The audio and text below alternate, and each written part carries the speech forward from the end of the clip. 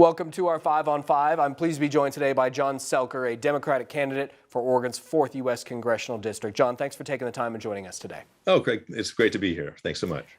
Our pleasure. So you are a professor at Oregon State University in the College of Agricultural Sciences. Why are you the right Democrat to succeed longtime Congressman Peter DeFazio? Yeah, it comes down to experience. I started in carpentry, then went into high-tech electronics, working at the national laboratories for USDA and for Sun Microsystems. And then after that, I went into international development. I've worked in 22 countries, lived on 5 continents for over a year each. And then I decided to do water. And I have been a professor for 31 years, was elected to distinguished professor. And so and elected to the president of my scientific society, written 230 papers. And so basically I've had a breadth of experience, including now I run my own company for the last decade. So with business, high tech, education, and manufacturing, I've kind of got a breadth of experience. I feel at this point have a lot to offer the state in terms of giving leadership in all those areas. A lot of, like you said, a lot of variety of experience. Why politics? You clearly have a lot of interests. Why would you want to get into a interesting game, shall we say?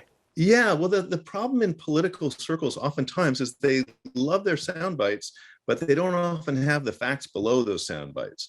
And so, for example, talking to other candidates, everyone said we should thin the forests along the coast, when in fact the Forest Service has shown that thinning these forests does not reduce fire risk in the western wet forests. And that's a classic example of people who take a soundbite and run with it.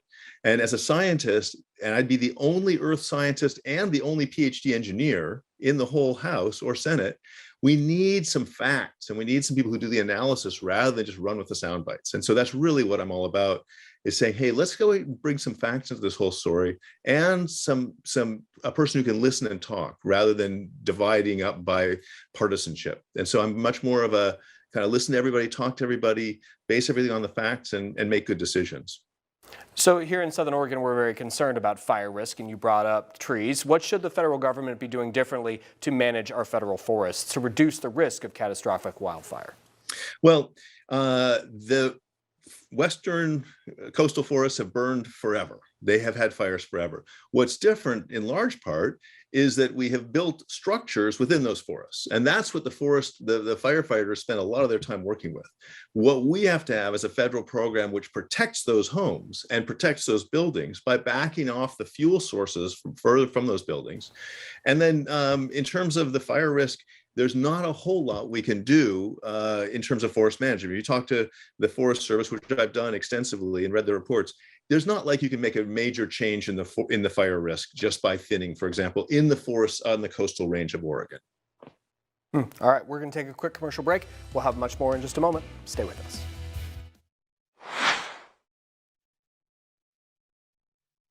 Welcome back to our 5 on 5. Again, we're here with John Selker, Democratic candidate for Oregon's 4th U.S. Congressional District. John, what is the #1 thing that you feel voters want to hear from you? Well, they really want a solution for homelessness. The vacancy rate here in Oregon is very, very low. There's no buildings that people can move into. The rents are therefore going up, and it's causing tremendous stress, both on the people who have housing and paying too much, but also the people who don't have housing. So I think homelessness is really the top issue on people's minds these days, and for very good reason. The Jordan Cove Energy Project was scrapped by developers last year, but there's still a lot of concern on the coast about what will happen to the Coos County site. If elected, of course, that would be your district. What would you like to see there? Well, I mean, the mega port that is planned is really exciting. It's an all-electric port that's planned for a container ship entry. It would be the only viable port between essentially San Francisco and Seattle. I mean, the Portland port is really having troubles because of access. So that port is going to be transformational. It's going to be able to allow our farmers and our producers to export very efficiently and create over 250 jobs at Coos Bay itself. So that project, which is well under, it's getting really some momentum, I think is going to be a game changer for our area. And how to deal with climate change has become a very partisan issue. If you're elected, what would be your plan to create meaningful change in that regard? And it shouldn't be partisan. It's all about security. Do we want to be depend on Russia, Venezuela, and Saudi Arabia for energy, or want our buddies to be? No. The key thing here is to get our economy prepared to have renewable energy. And that means connecting the electrical grid across the country so that when it's sunny in California and it's cloudy up here, or when it's windy here or not there, we can swap power. And that is the fundamental ingredient.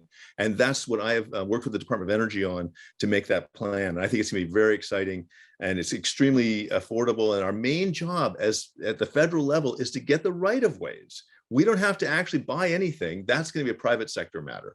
And so we are actually going to be able to have this built with no federal dollars. In fact, there'll be federal income. They just let out a project with wind power that earned $4 billion for the federal government. And this will earn even more, but it's going to save $300 billion a year for the ratepayers. So there's a huge opportunity that we have not realized because the federal government didn't do their job. Southern Oregon law enforcement is becoming increasingly concerned about illegal marijuana. Should the federal government be doing more to get involved to help local police with this issue? Absolutely, in the sense of drug treatment. And so we've learned the war on drugs was a failure. We did not stop drug use by making it illegal and by stuffing the prisons full of people. But what we have to be able to do, 70% of opioid users recover. That's without treatment. We need to have the treatment in place so when people want to get off of drugs, they can. And marijuana, I think, is not the key concern. Methamphetamine and heroin, opioids, those are really problematic. And that's where a lot of our violent crime is coming from right now, and a lot of the petty lawlessness in terms of stealing. I would say that we're not going to solve it by putting people in prison. We have to solve it by having treatment available to each and every person who wants it, and having good social work in place who can work with those people. John, thank you very much for taking the time. We appreciate it. Craig, it's been a pleasure. Thanks so much.